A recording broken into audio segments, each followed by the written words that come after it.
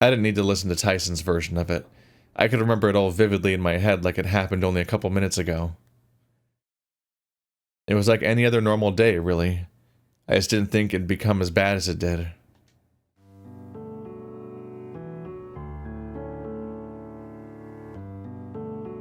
Dave, mind giving me a hand for a sec? But Dad, TV.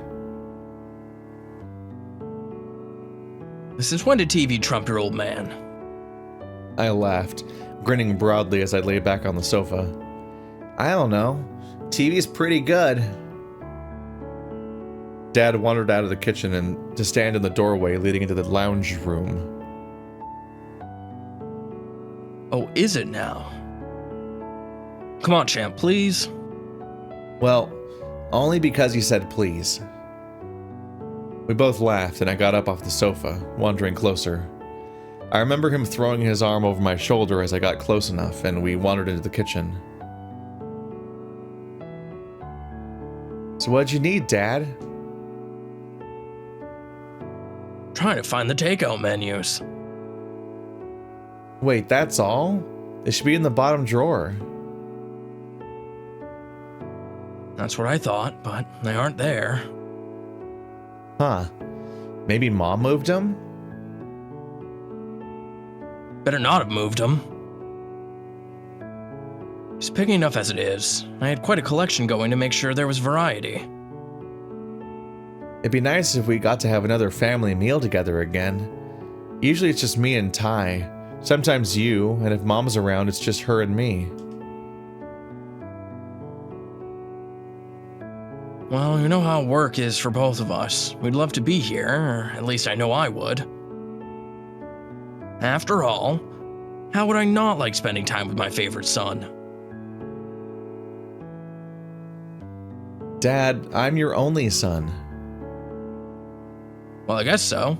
Maybe I should adopt Tyson so you have some competition. Don't you dare. Again, we both laughed as we scoured the kitchen for the menus. I hadn't thought much about that statement until now.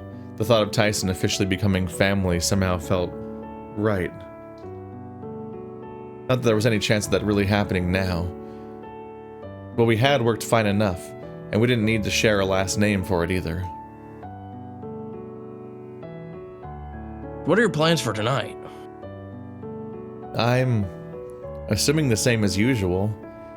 All caught up on homework, so maybe I'll get some paper and make something. Discord froze for a second while the text was reading, and it just said, "I'm ass," for like 5 seconds on my end. Tyson still coming over?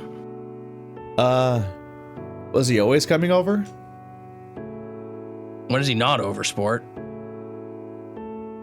Either way, I invited him over. Got stuff to ask him anyway. What kind of stuff?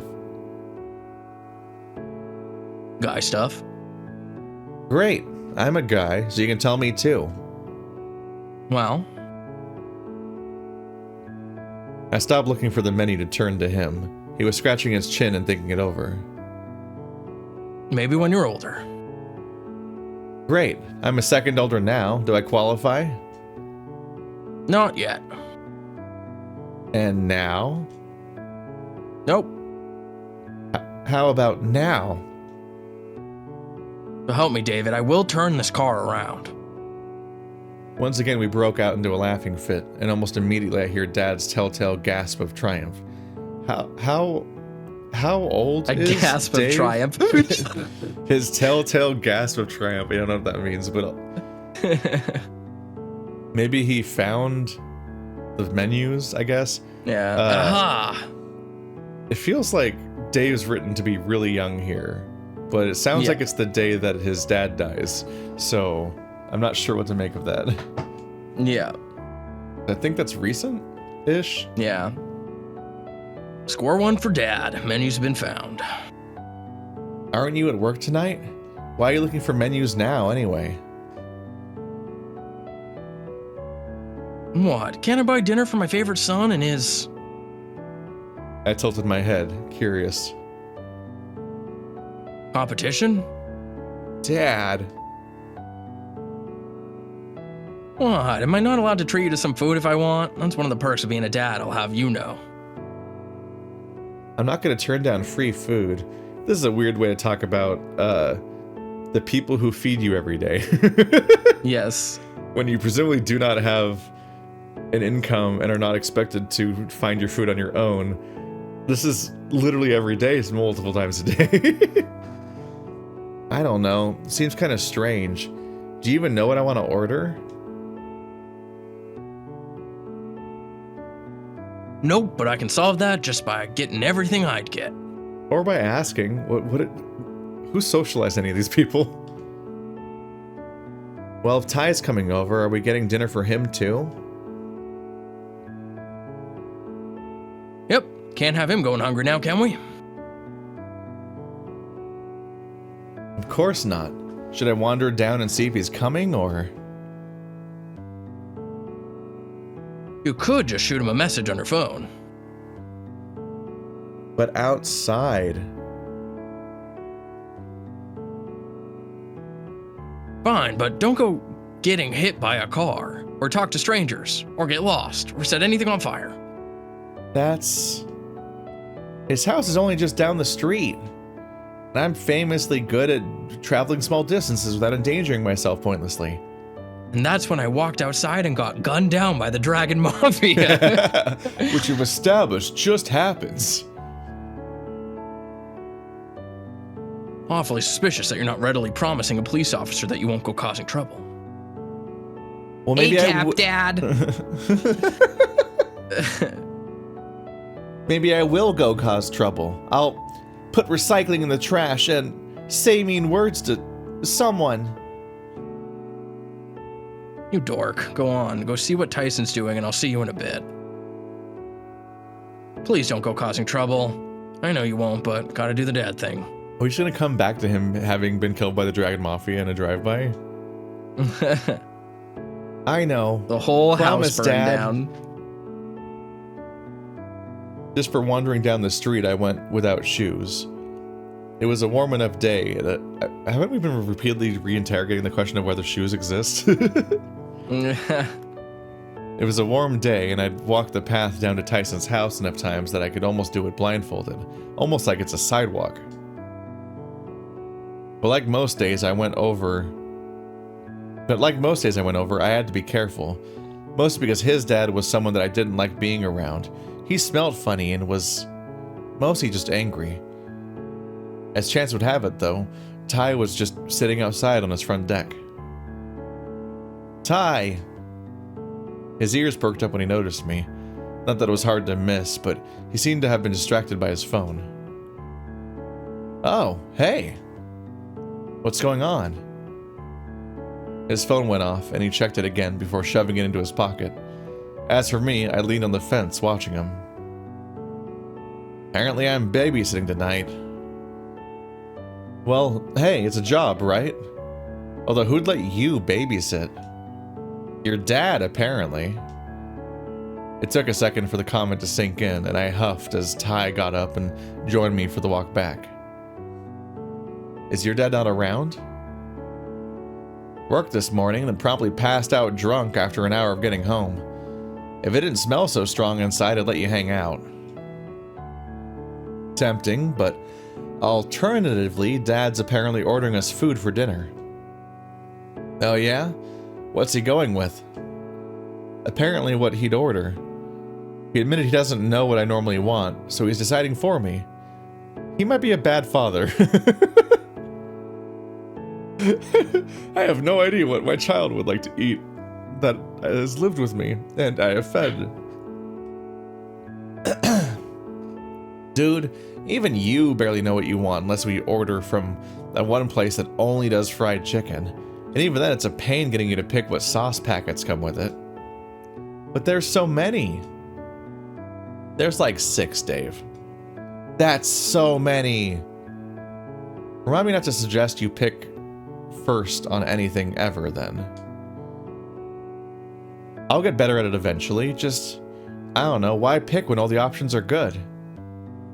Dad, we're back. He's alive. I didn't think he would be alive. I sincerely did not think he was going to be alive when we got back. Oh, Dad? Really? Yes. His eyes went from me to Tyson, still awkwardly standing in the doorway. I thought this was come in. I thought this was gonna be fucking like, man, names are hard. I thought this was gonna be the kids in Attack on Titan going home and their moms being devoured. Like, there's no way it's going well. Hey, David. Pleasure to meet your acquaintance. Meet your acquaintance? Interesting. Okay. Pleasure to meet your acquaintance, Back. And to you as well, Mr. Back. I think they're trying to do a dad joke. Yeah. But, wow. He's worse as in at we're them back. Than usual. Yeah. Yeah. He's so much worse at it than normal. That's not even like the template. It took a moment of him rubbing me vigorously on the head to clue in what he meant. No! Bad dad joke. Bad dad. I'm your best dad, I'll have you know. You're my only dad. Still counts. Ty closed the door behind him and shuffled past to stand in the middle of the living room instead of blocking the front entrance. We both watched as he then slumped down on the sofa, rubbing his face. And what's the matter, bud? Someone got you down? Nah, I'm fine. Just struggling with the whole dad thing. Well, if that ever changes, just let me know. But for now, what do my two favorite guys want for dinner? Ty's face lit back up, his tail thumping on the sofa. What happened to picking what we'd order?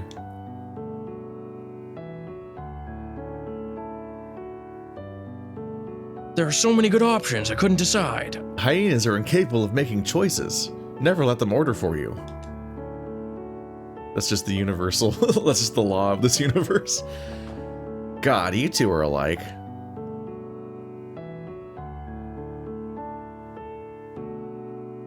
Guess you're the one that gets to pick tonight, Tyson. What'll it be, champ? Dad handed over his neat stack of menus. Okay, that's just a typo. Okay. Dad handed over his neat stack of menus over to Tyson to look through while he turned to me.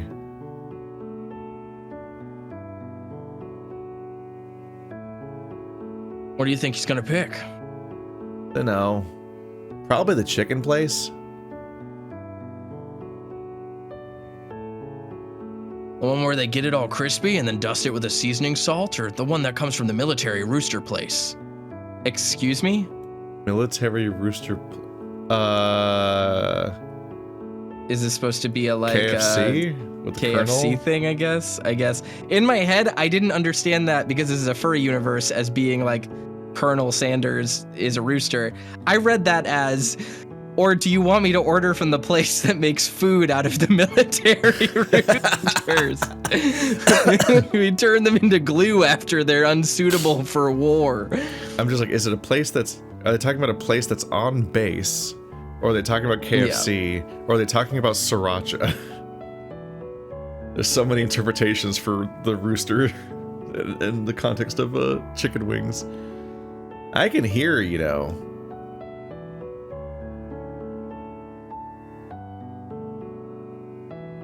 Busted. All three of us laughed. I missed laughing that heartily, and nothing had really gotten me in the mood to do so in a long time. Imagine if any of these people were funny. I'll leave you guys to it. I'm gonna get something done real quick, and I'll be back to place the order for dinner before I get ready for work. All right, catch you in a bit. So, dinner. Sandwiches? Sandwiches. Hey, I'm still picking. Cut me some slack. He'd narrowed it down to 2, the rest sitting off to one side on the coffee table. So we're having chicken. Yeah, is there a problem with that? No, chicken is good. I like chicken. Well, good, we're getting chicken. And don't worry about the sauces, I've got it covered. Oh, well, cool. Now we just wait until Dad gets back? Unless you want to, you know. We head upstairs to my room, and then I collapsed in the bed while Ty took the chair at my desk. So, what do you want to do tonight? I don't know. I didn't know you were coming over till Dad mentioned it. I'm basically always over. Why would that matter? You can play a game or something. Or I can watch, and I can watch, or we'll watch a movie or something, I don't know. Is there anything you wanted to do? We could go out somewhere. Nah, I'd rather not go anywhere. Besides, if we've got food coming to us, there's no point.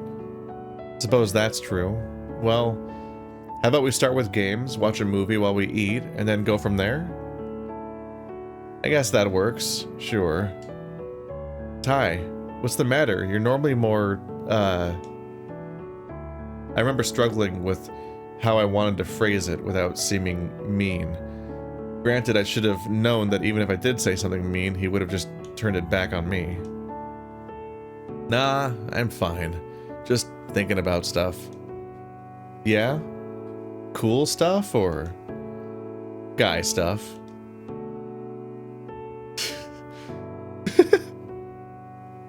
To quote Lego She, I don't know how else to put this, but I'm kinda in male mode right now.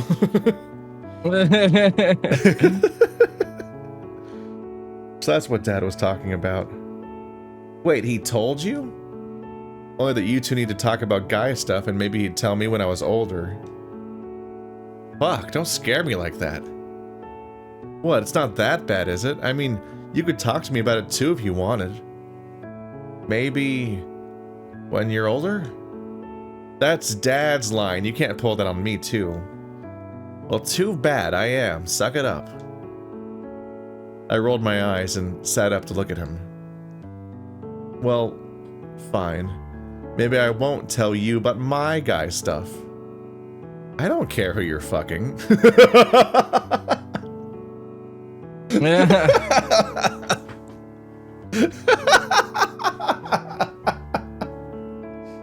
Wow. Well, he showed his hand there, and I don't think Dave was on that page at all. Hey, first of all, you totally do. Second, I haven't hooked up with anyone. Yeah, the whole saving yourself shtick. You sure your buddies haven't tried playing wingman for you yet? Maybe if I asked them? Maybe I just haven't met the right guy yet, too. One look at your phone would tell me if you're being a perv, though.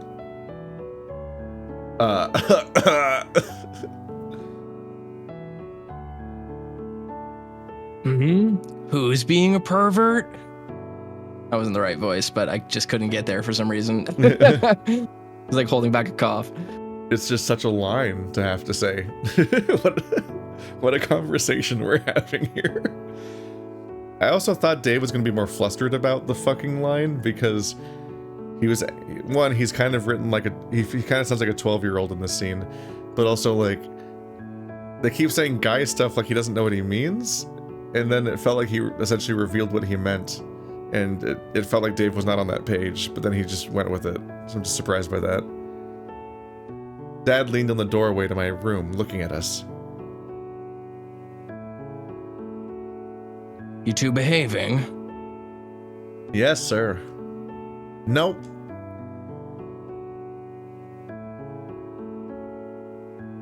Well, in that case, I'm gonna borrow the one of you that is behaving while I order dinner.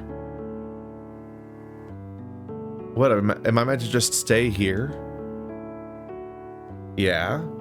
We can't be that long, can we?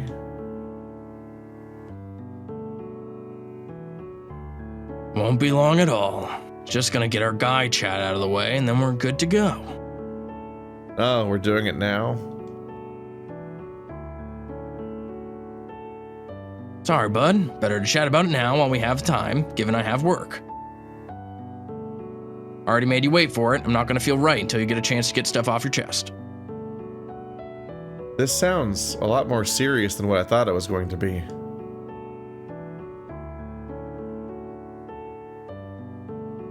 Maybe only a little bit. It's a good chat, though. Promise that much. Looking to Tyson, I saw him nodding, if only barely.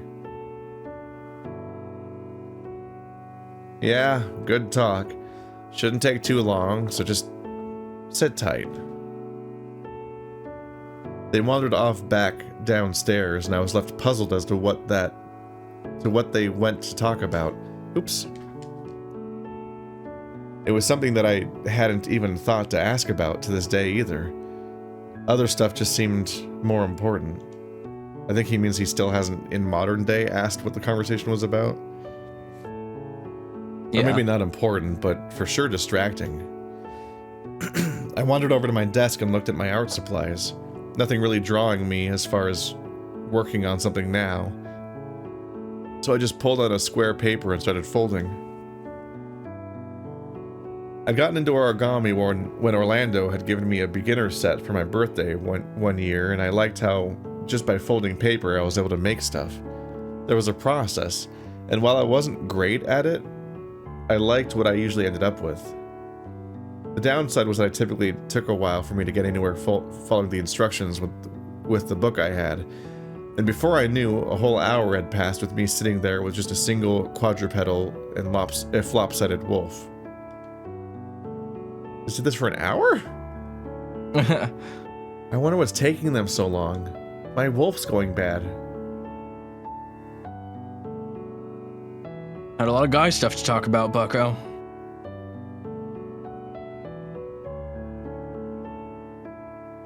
Dinner's all ordered and Tice is still downstairs. Promise that he's all yours now. We headed downstairs together with Dad wandering off to have a shower and get ready for work while I looked for Tyson. Tyson? Where are you? There he was, sitting at the dining table with a cup of coffee, and he looked upset.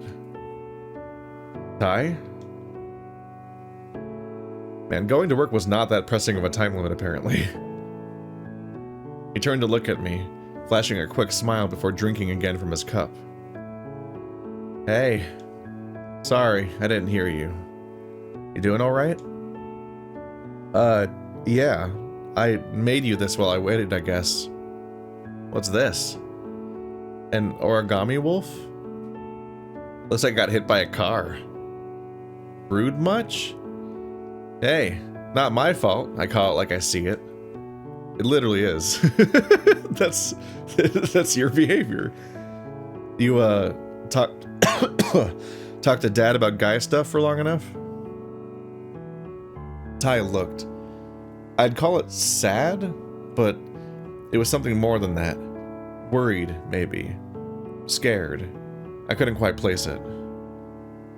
Yeah. I joined him at the table and we sat for the next little bit while he finished his coffee. It was kind of nice, just waiting around, taking the afternoon slowly. Eventually we'd have dinner and it'd just be the same as any other day.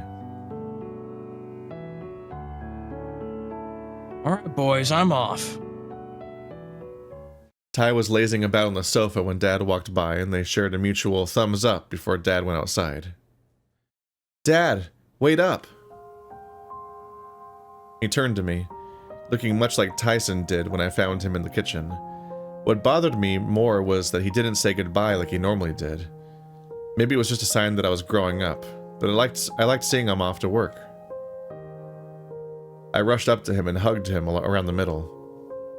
You didn't say goodbye. Oh, Dave. He put his arms around me quickly, hugging me close and pressing his nose into the top of my head. He breathed in deep and sighed out, rubbing my back.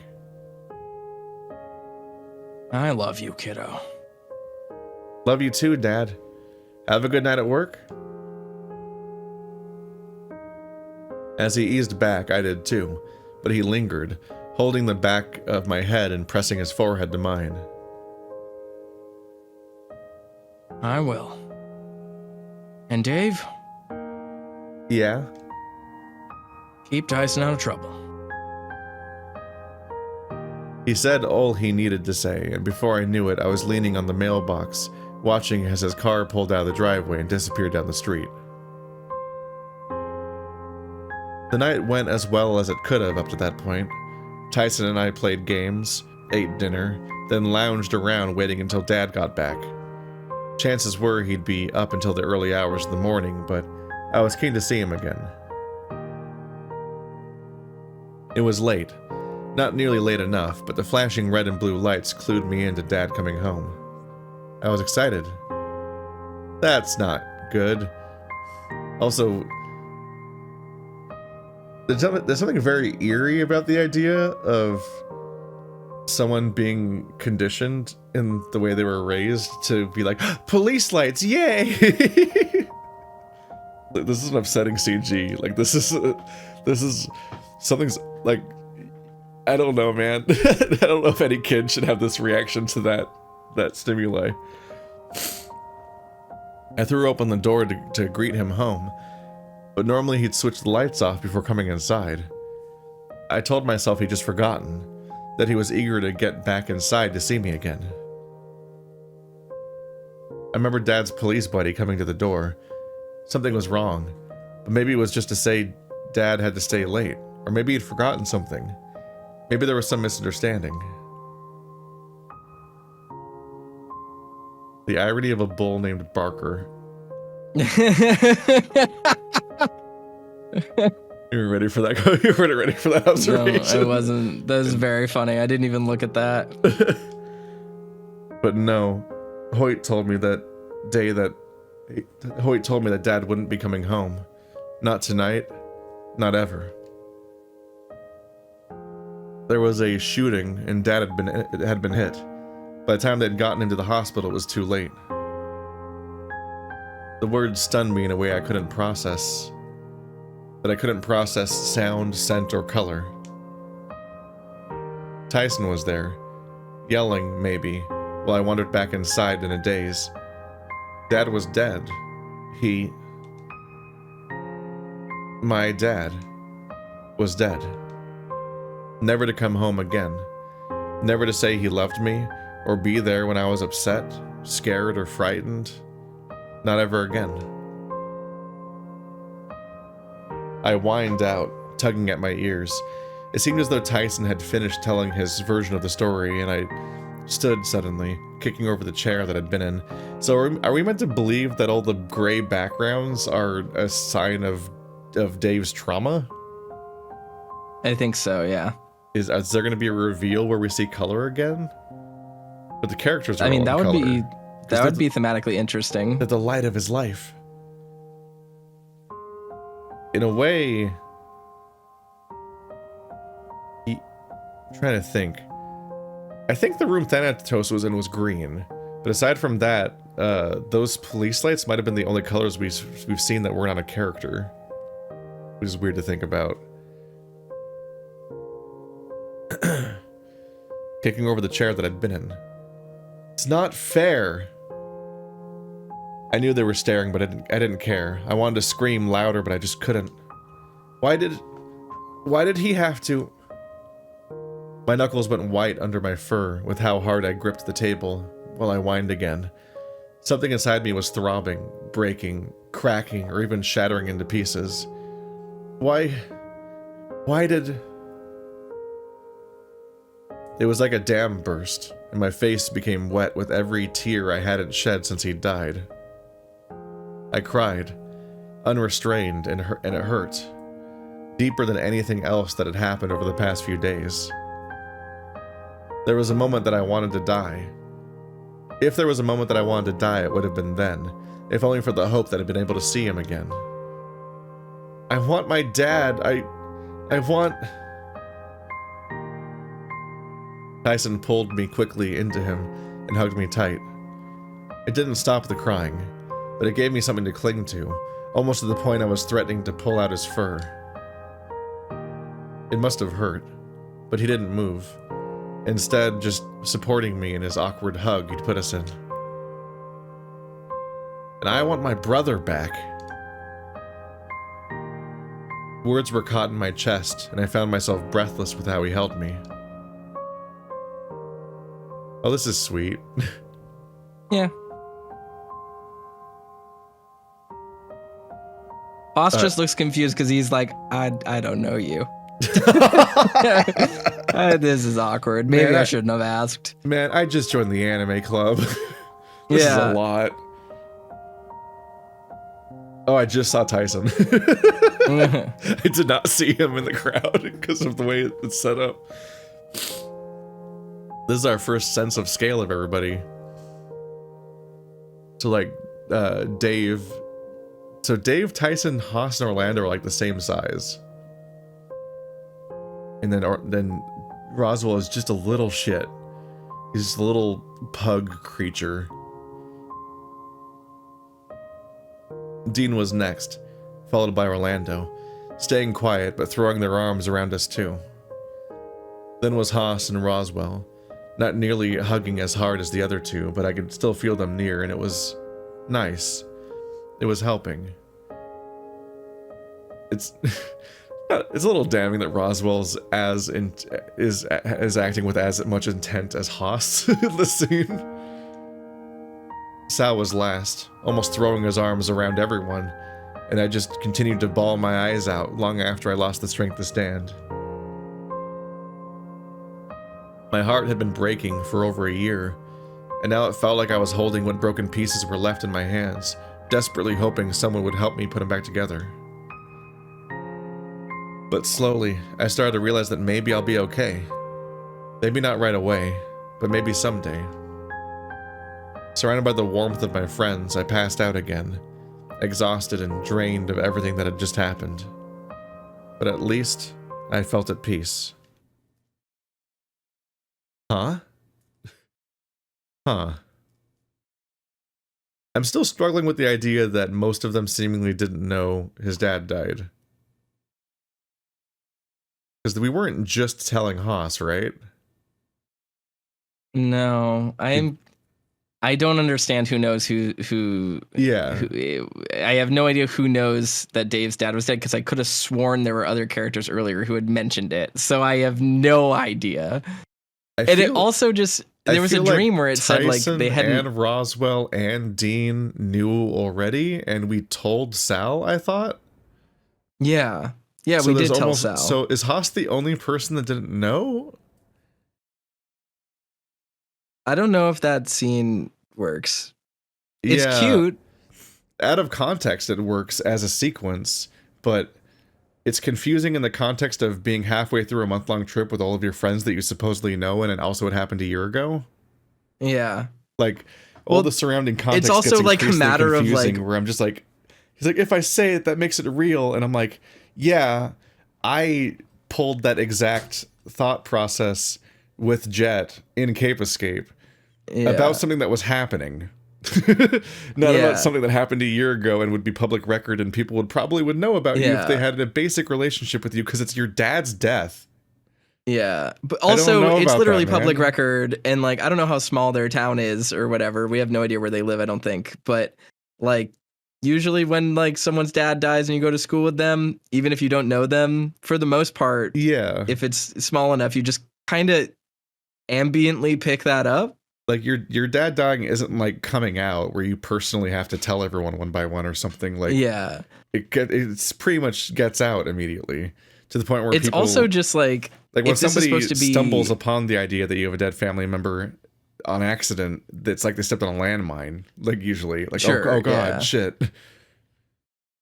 I think the other thing that's just weird is that like the revelation here is like, he's like, I'm sad, I'm depressed because my dad died and it's affecting me more than everyone thought. But it's also like, that's not new information. Even if they didn't, like, even if we take the assumption here that like they weren't 100% sure what went on with him, like, we've told people in the context of the story that we have a dad who's dead. Multiple people know. And everyone already knows he's depressed and dealing with something. Yeah. So yes, learning that he's sad that his dad died gives them information and like helps them. But what it doesn't do is solve the problem that Haas was trying to solve for, which is what exactly is his condition so we can help him. Which is like, okay, you're sad because your dad died. We already knew you were depressed. Yeah. Great. It's also like him, you can't do the line, if I say it, it makes it real or whatever, because like, yeah. One, several people seem to already know. I can't really accurately say who, which is its own problem. But also, Dave has admitted it to himself every night, continuously. He's not in denial. Dave is not delusional about his dad. He even knows that the dream dad is dreams. Like, he is extremely rational about his dad's death. So the idea that he's been not acknowledging it or admitting it is actively wrong. Like, the idea that maybe he hasn't grieved properly and he's never cried and that's been bothering him is its own separate thing, and that's potentially good characterization. But you can't act like he's been in denial about his dad's death, because he's been clearly, actively, very coherently clear on his dad's death. And also, this, like, thematically, you expect this to follow up on, like, maybe a suicide attempt or, like, some real dark moment that people caught him in. But instead... Instead, he was chased to the forest by a maniac with a knife, and everyone's moved on from that weirdly back into just obsessing over Dave being out of sorts because like the author is going towards that scene, so everyone kind of just fits into place to enable that scene. But given the context, there's way more pressing matters. Like, there was several other days to be more concerned about Dave's behavior, but today it's just like, hey, so he was in the woods and then a guy chased him with a knife and that guy's still here somewhere, and we've been ignoring that fact for 24 hours now, and I think he wants to kill us, and we should talk about that. And Dave's continuing to not talk about that, and it's just, I don't think these things mix. I don't think you can I think you can on some level thematically connect Jack with the idea that people who attempt suicide tend to then immediately regret it and want to pull back from that and so on. And so he's like a maniac stabby man equivalent of that concept, because Dave was contemplating suicide, then gets chased by this guy and was running for his life, so he wanted to live, kind of thing. You can almost draw something there, but in the actual text, there is a man with a knife that everyone should be worried about and no one is worrying about, and that is confusing. It distracts, because there's just a whole pressing matter in the background that we're not acknowledging, and it's all I can think about half the time. So it really distracts from this revelation that is itself confusingly laid out. Like this, it's once again akin to the Haas scene, where it's thematically appropriate that Haas takes you into a secret inner place and then makes a confession to you, but without the proper setup of bigotry or even Haas's character development or even them having a relationship with each other, the scene doesn't have the context in the story to land outside of the idea that in a vacuum you get what the scene is doing. And it's kind of happening again, basically. And given the routes we have, it's really hard to tell what's just like a lack of setup and what is just like a weird mess of all the different routes interlinking and omitting things randomly to the detriment of the story. It's really hard to tell which one's happening, but it's not working. It's rough. Because this once again was like, yeah, this is a sweet scene. I get what they're going for. But then you look at the wider context of the story and you're like, this isn't placed right. This isn't, no, this doesn't work. Oh well.